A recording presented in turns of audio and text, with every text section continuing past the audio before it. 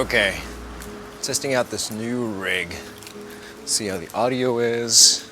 It would help if I walked around with an actual set of headphones for this, but I'm gonna do that later. Just in downtown Sarasota.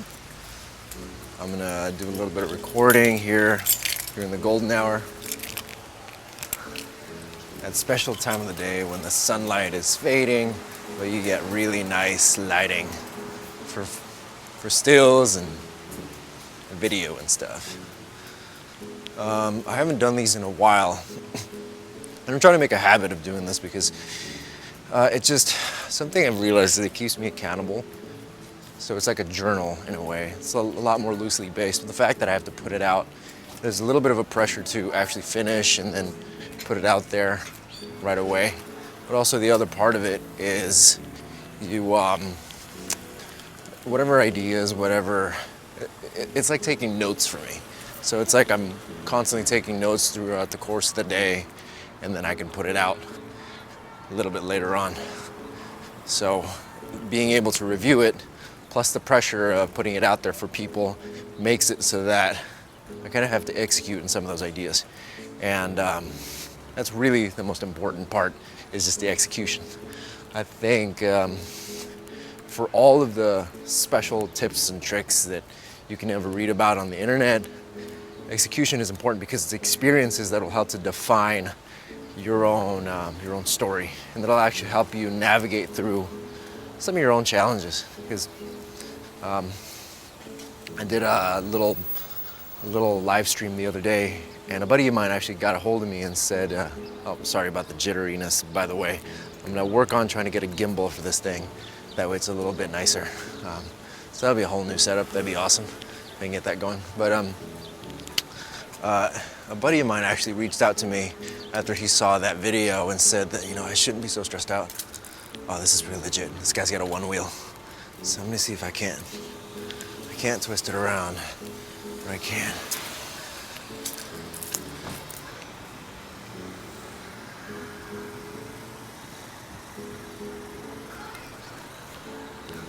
That was pretty cool. I really want one of those. It's either that or a boosted board. The boosted board is cool. The one wheel I feel is a lot cooler because you can go off-road with it. And I feel like if I get a boosted board, it like goes almost 30 miles an hour, so I'm just gonna be an idiot. That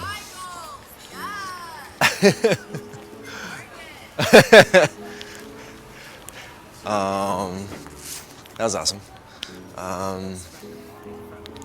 Anyways, so I was stressing out.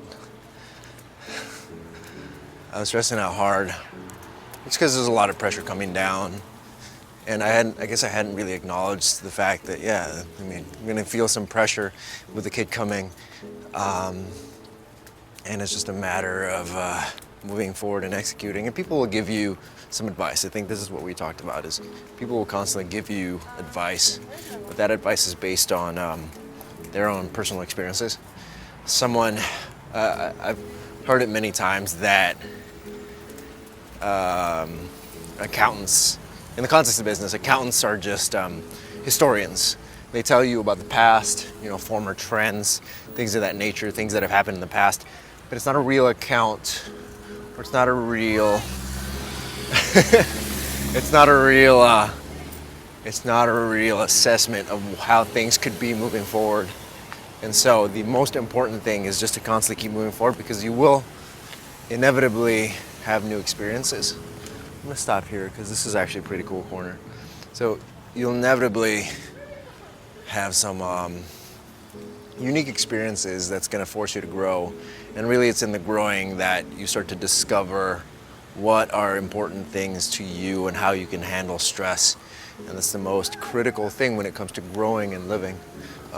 As I'm saying all of this, I feel like this is valuable information that I'd like to share with my daughter, and that's whether we decide to call her Leela, Ava, Sophia, Olivia, whatever it happens to be.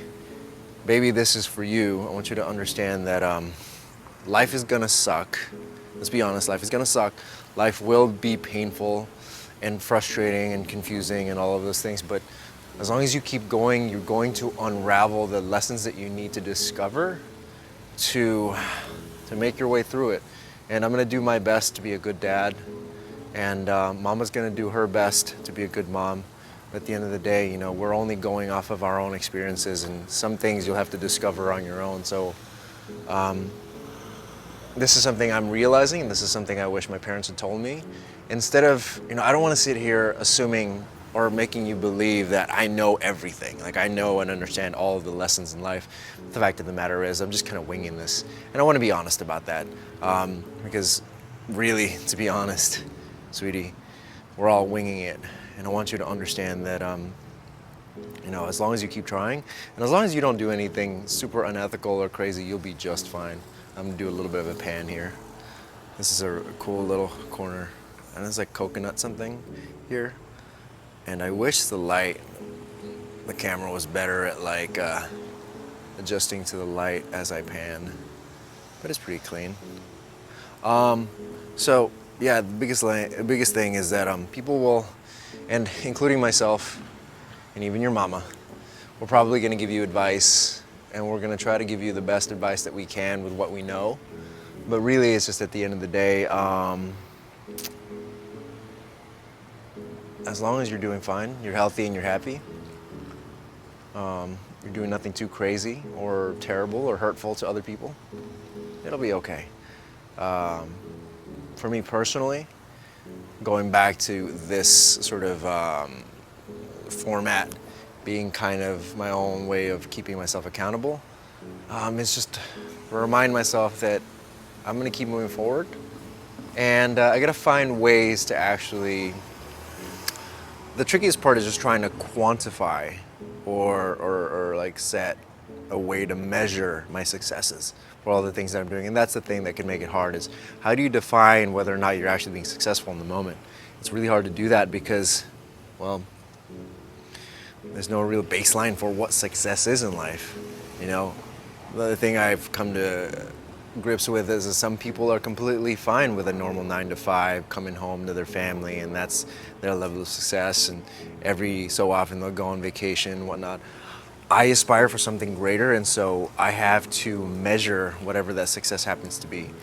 This is something I've come to understand when it comes to training, and this is something I need to do more often, is that whenever it comes to training, for example, you have to measure your next workout for your next sets, your next reps, the weight on the barbell. All of those things have to be measured in order for you to understand just how much progress you're making. And if you don't measure those things, you're never going to understand just how well you're doing.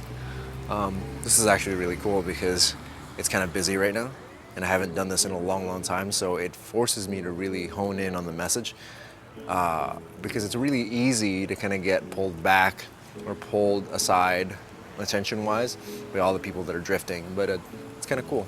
It's almost like a way of testing your own awareness for what you're really trying to put out there. Sort of the coherence between the message, how you're really feeling, and whether or not you can actually convey that out into the world.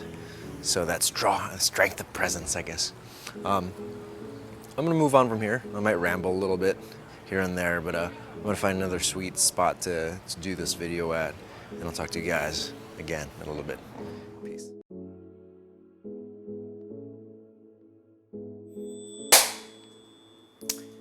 Okay, so I was just innocently minding my own business, came to the kitchen to set up dinner because I hadn't eaten anything except for pancakes today. And I was watching Gons and Oak. You should check out their channel. And they're doing the summer shredding program by a guy named Christian Guzman or something.